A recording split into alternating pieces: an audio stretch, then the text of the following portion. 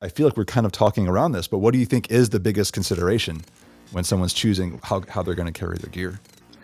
Oh, functionality, how it sits on your person. Weight is probably one of the biggest. Okay, so it's like you're going on a patrol or you're going on some sort of mission. Like what are your essentials? Well, obviously ammunition, water. Okay, food. Well, that stuff weighs a lot. I mean, in and of itself. Okay, so you have to, when you're going to cut corners, you have to cut corners in other aspects because you can't make water lighter. Like you have to take a certain amount of water, right?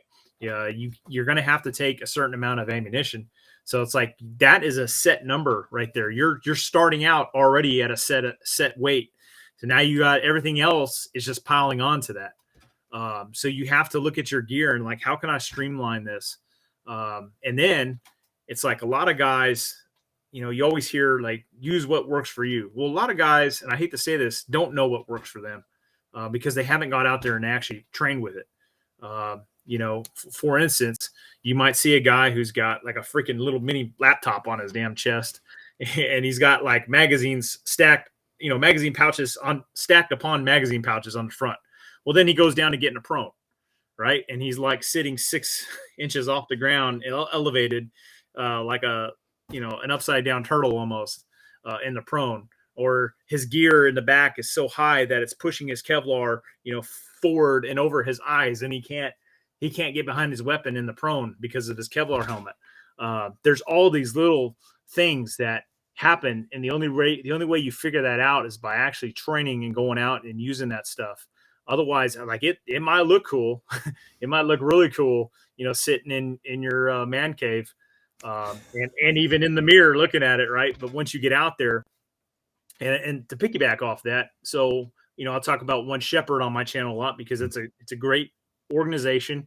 Anybody can go to it, civilians, military, law enforcement, whatever your background is. You can go up to One Shepherd and do essentially infantry training, right? Well, one of the things they do on day 3 is I believe it's 3 miles, 3 mile conditioning hike. And literally it's with your fighting load and your rucksack. And the whole purpose of this is so that you start moving, right? You're going on that forced march and you're feeling how that rucksack is, how it's sitting on you. Is it starting to dig into your sides? Is it not jiving with the equipment that you have on, your combat load? Because if it's not, it's giving you that opportunity that night to resituate all your gear. So, my recommendation to guys that aren't in the military or, just any type of civilians that want to get that type of training, I would go to One Shepherd or something very similar so that you can get out there and move with this gear on your person. You know how that it jives and it actually functions the way you intend it to function and not just look cool. Because there's a lot of stuff that looks cool and just doesn't work.